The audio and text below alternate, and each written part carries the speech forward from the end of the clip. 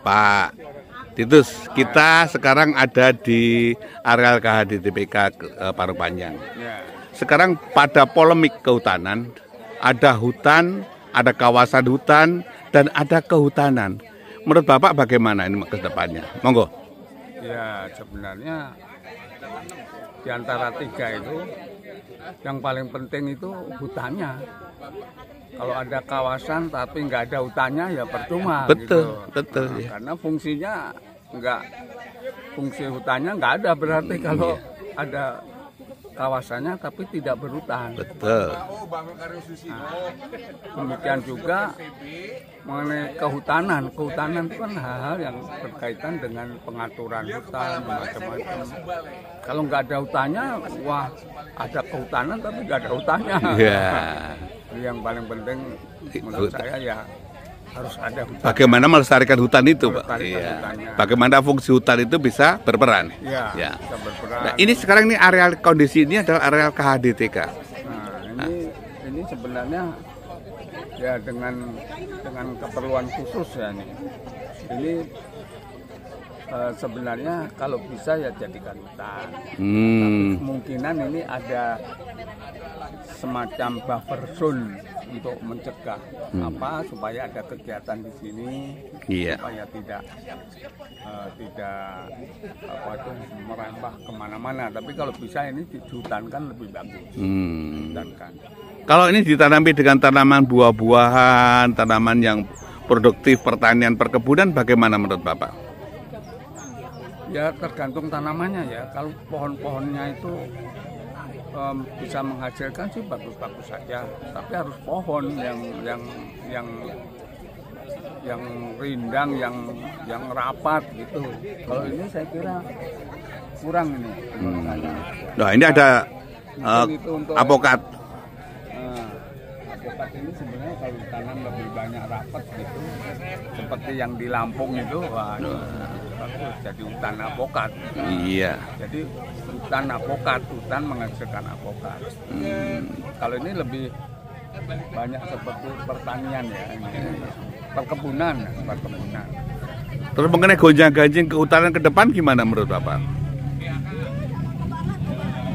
Gonjang-ganjing mana ini maksudnya? Ya kehutanan kan sekarang ya yang muda, yang tua saling beda pendapat. Terus ada mengenai yang ditanami kelapa sawit. Itu penyelesaiannya. Ya sebenarnya dulu waktu mengembangkan kelapa sawit itu sebelumnya sudah kita persiapkan tata guna hutannya ya. Tetapi mungkin pelaksanaan di lapangan itu pengawasannya kurang, sehingga banyak lahan-lahan hutan, ya banyak hutan yang jadi tanaman sawit. Nah, tadi kemarin saya juga baru pulang dari Rio itu, sampai Taman Nasional Sonilo itu sudah banyak menjadi tanaman sawit dan dimiliki oleh rakyat, bahkan ada perusahaan yang memiliki. Itu sayang banget itu sebenarnya. Jadi, nah untuk sementara ini waktu diskusi kemarin ya di dalam kawasan hutan ada sawit ya sekarang. Untuk tahap sekarang ya kita ada lahan hutan yang ada sawitnya gitu. Kemarin itu nggak usah disebut apakah sawit itu bisa jadi tanaman hutan atau tidak.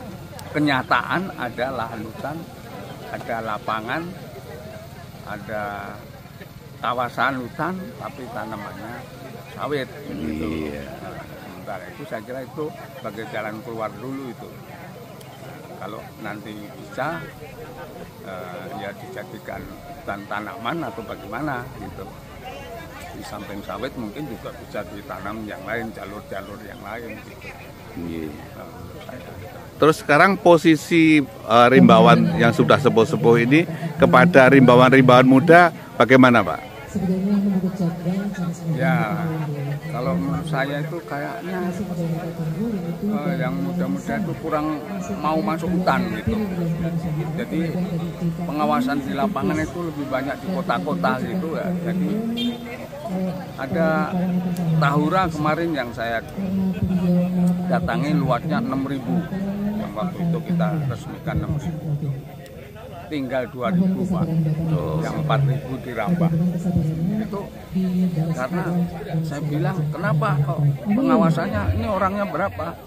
Orangnya 12. Sebenarnya 12 cukup. Kalau tiap hari itu keliling, kalau sudah terlanjur banyak menebang, dilarang sudah susah kalau sudah nanam. Iya, Maksudnya betul. sebelumnya itu baru sedikit nebang udah dilarang. Ya.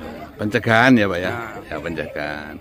Ya oke Pak, dari Mungkin anggarannya juga harus dipikirkan karena katanya kemarin wah Pak untuk keliling-keliling juga anggarannya ya harus dipikir anggaran. Nah, Oke, sekarang terakhir pesan Bapak kepada yang anak-anak muda Rimbawan. ya pesan saya kalau namanya Rimbawan tuh harus berani dan senang keluar masuk hutan gitu. Ya. Supaya jangan di kota aja. Nah, gitu. Harus ada jiwa avanturir sedikit lah gitu. Oke, terima kasih Bapak. Terima Sukses kasih. selalu Pak. Terima kasih, Pak. Terima Iya. kasih.